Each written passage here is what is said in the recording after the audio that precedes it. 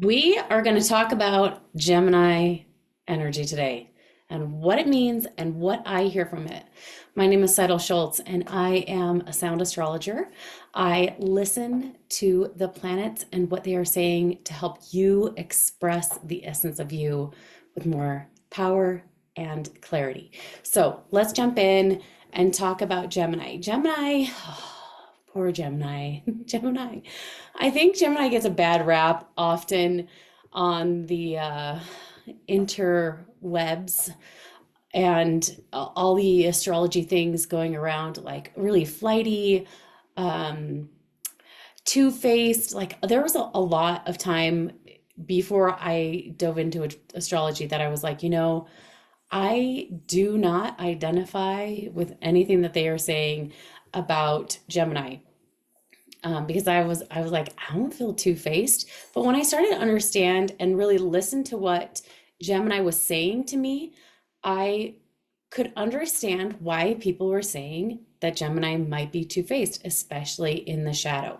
Now, I just want to say and point out really quick that oftentimes on the internet, we will see certain signs pigeonholed for one thing, like they're pigeonholed to the light, and other signs are pigeonholed to the shadow. And I really want you to be aware of this when you're reading things, when you're seeing things on reels or shorts or on TikTok or YouTube or anything like that, that sometimes they can kind of tend to get pigeonholed. And so like let's take a step back and look at the fullness of the sign and really listen to it as I call it, as the gospel of astrology according to Seidel. So gospel means the good news. So we're talking about the good news of astrology and what we can understand from it. And my hope for you as you listen to these videos and check out the other videos on the sounds of astrology is that you're really able to express yourself with more clarity and understand yourself with more clarity so that you can then express yourself with more power as well. So let's take a look at actually, I want to talk about two quick things with that Gemini energy. So Gemini energy, I know, is known as like two-faced, this double thing. And as I was really listening to this Gemini energy and what it was saying to me and the sound of it, I did hear two things. And the two things that I heard very distinctly was keen intellect and fun. So oftentimes, um, Geminis will struggle, or where you have Gemini in your chart, right? Because we all have Gemini in our chart.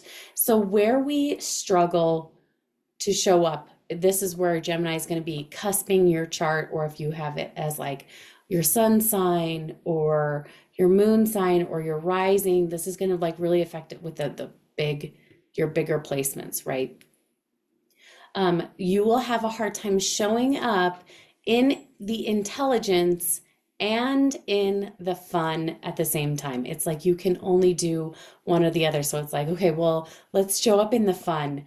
And then this is why sometimes Geminis can come across a little bit ditzy or a little airhead. But the thing is that Gemini actually has incredible keen intellect.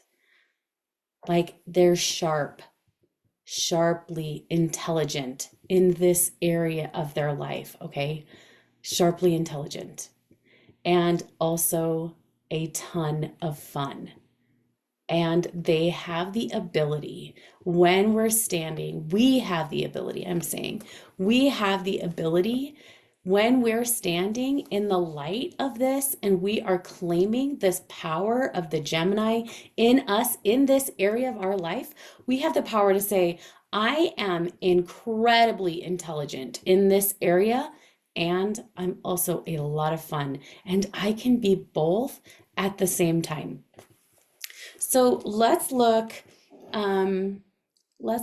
at a couple of charts. Let me go ahead and share my screen. And I'm just feeling like to mention to you, these charts that I'm sharing from are from my Secret Sister launch list. So this is my secret email list. Um, and these women allow me to listen to their charts, do a little research with their charts, and then they get first dibs on new products that come out, new services that come out. They are the first ones to know about it. So if you would like me to look at your chart during one of these videos and listen to it, take a look at the description below and you'll see a link for my secret launch list. Okay, so let's go ahead and let me share my screen. All right, so this is, let's see, we've got this Gemini energy sitting right here in the 7th house. So this, we're talking about keen intellect and fun when it comes to this one-on-one, one-to-one relationship. Now, I'm going to say this really quick because oftentimes the 7th house can be kind of strictly identified as marriage or a significant other, and it's not always that. Sometimes the 7th house is also our intimate relationship with ourself, and it can be an intimate relationship with a girlfriend or someone of the same sex, right? Whether you're in a an exclusive, like whether you're in like a lover relationship or whether you're in a friend relationship, right?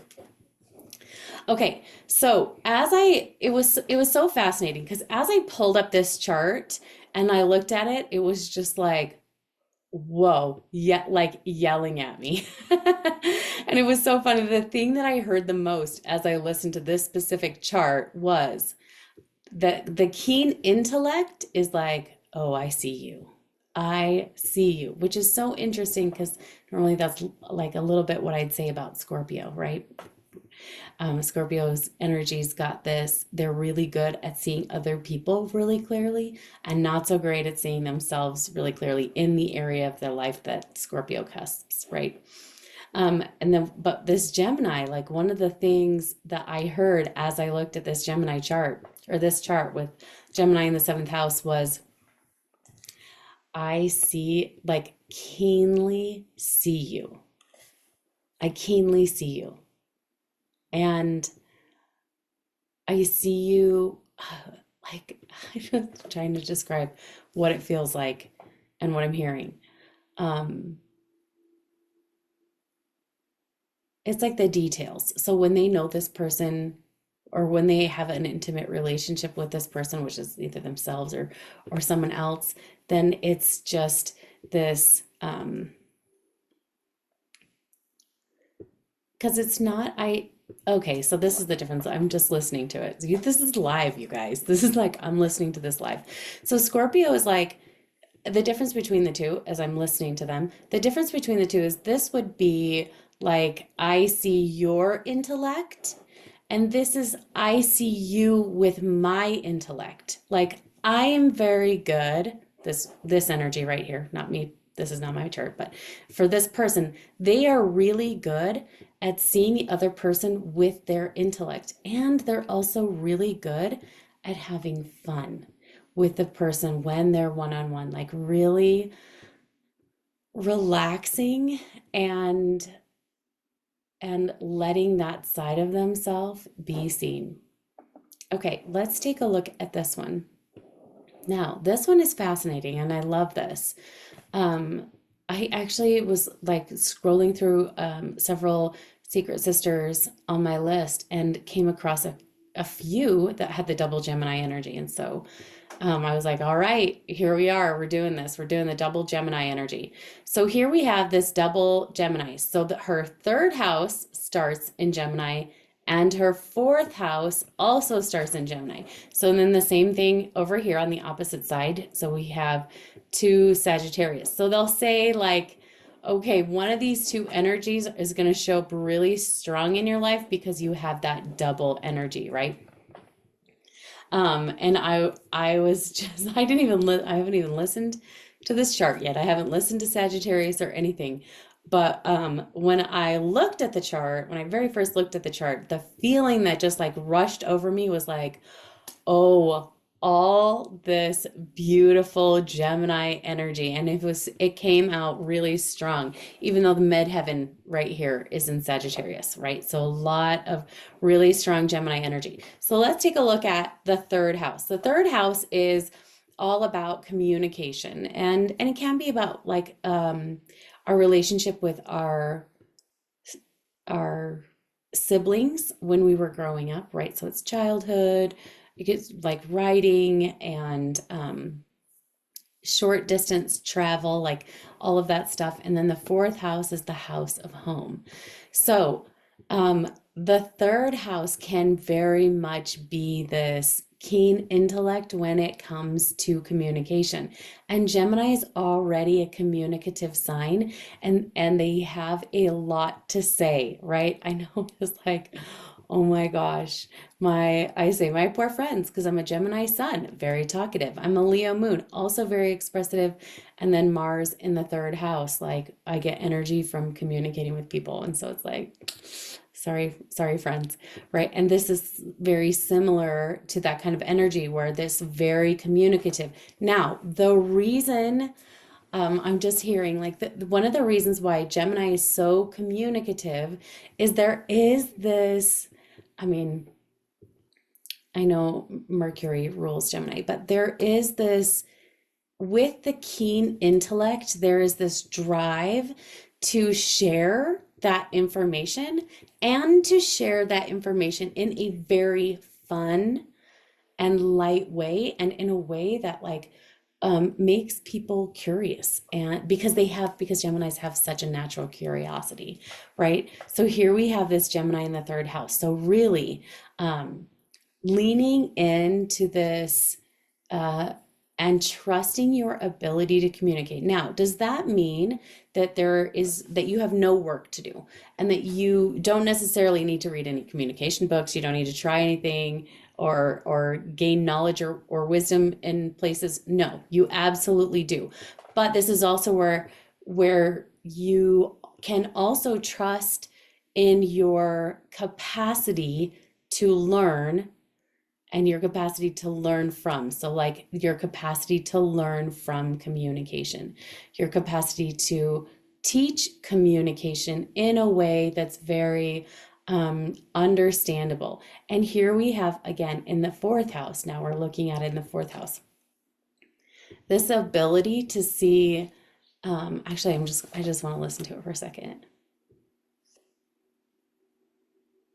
Oh my gosh. Okay, so this is what I just saw as I'm listening to it. It's like this ability to see the parts, like the running parts in the home, and be able to, I would say, like identify them and pull them in and kind of like put them, and I know this might sound odd, but like put them into order and then make them run like brrr, just like putting them in order, making them run and having them run smoothly. Now, Gemini really, really struggles with being steady at something.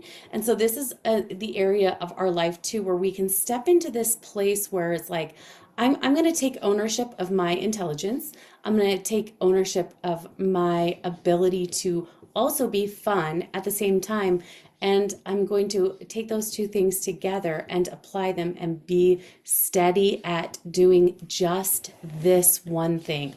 So I'm going to be steady at communicating, even if it's just like, okay, I'm going to take a step back and I'm going to communicate with myself.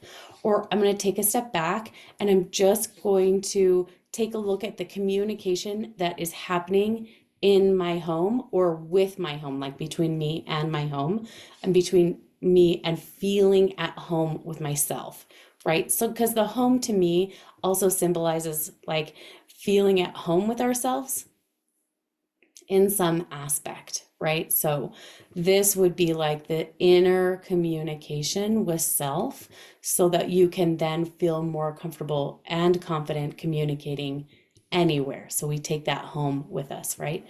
Okay, so let's jump in really quickly and just run through some of the houses, or run through the houses, the ones that I haven't listened to or gone over yet. And I'm just going to share a little bit about each sign. Again, the reason why I'm going over all of the signs in the houses is because, and a little bit on how they express, is because we all have Gemini in our chart. And where we have Gemini in our chart will help us step into this place where we are more confident and comfortable with communication. Now, I'm going to share, actually, I'll share that in just a minute, because I want to share just a little bit about where my 12th house, where my Gemini is, and how this like just plays into this so perfectly and plays into astrology so perfectly. Okay, so a Gemini rising, again, the rising sign is how people experience you. So remember, if you have a Gemini rising, you are intelligent and you are so much fun, and you can stand out as that as you're communicating with people, and really like this one-on-one communication and this in-person communication. The second house is the house of worth and value.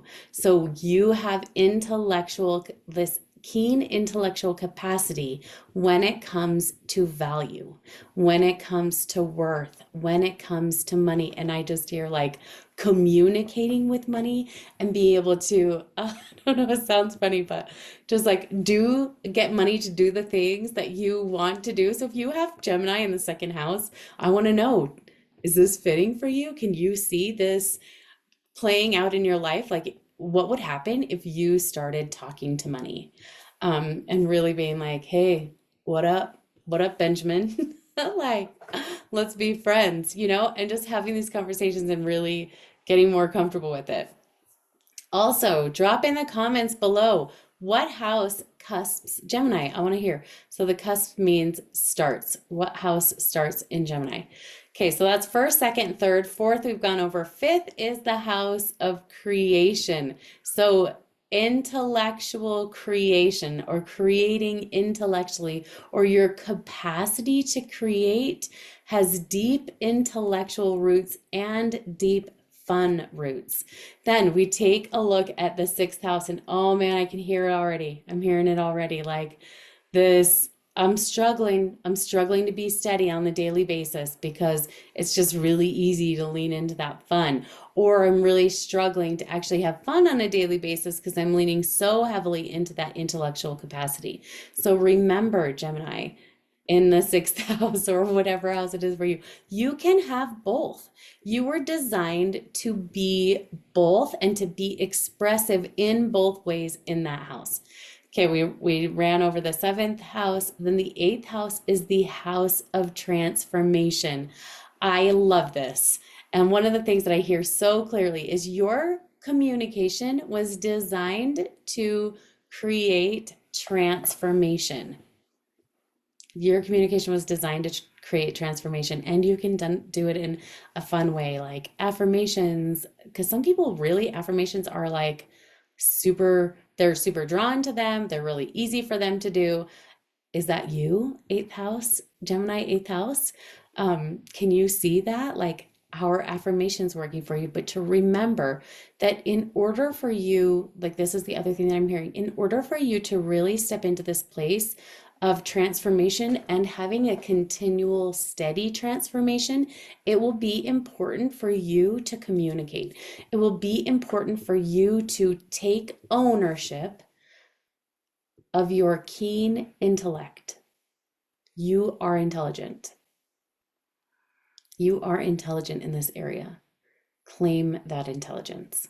Okay, the ninth house is teaching. It is religion. It is writing, like, and travel. And when I say writing, I mean like published works that a lot of people read. Oh gosh, just thinking about Gemini teaching, it's because the other thing that I've seen with a Gemini is this ability to bridge the gap. So it's just so perfect with like fun on one side, intelligence on the other side. These are like two very, very different things. And Gemini says, okay, I can take you from here to here, and from here to here. Like we can have both. They can bridge the gap between the two, right? And so it's like it's symbolic of being able to bridge the gap from where people are sitting there, like where they're sitting over here to where I'm sitting over here, right? So I have knowledge that I want to give, and we're teaching it in a way that people can understand and then brings them closer to where we're at. Does that make sense? And they do it in a way that's fun. They do it in a way that's actually very intelligent, maybe coming up with fun ideas on how to draw people in. So how fun would that be to have a Gemini professor or Gemini teaching something with that Gemini starting in the 9th house. And then you have Gemini in the 10th house. So remember that keen intellect in business, that keen intellect in your job if you don't have a business, or if you don't have a business or you don't have a job. This is also the place where we serve others. So our business, our mission, and the way that we serve God and others. That's really one of the other ways that I view the 10th house, is how we serve other people and how we serve God. So remember doing that, like stepping into this place where we are claiming our intellect, where we're claiming our ability to have fun. The 11th house is the house of groups, like large groups of people.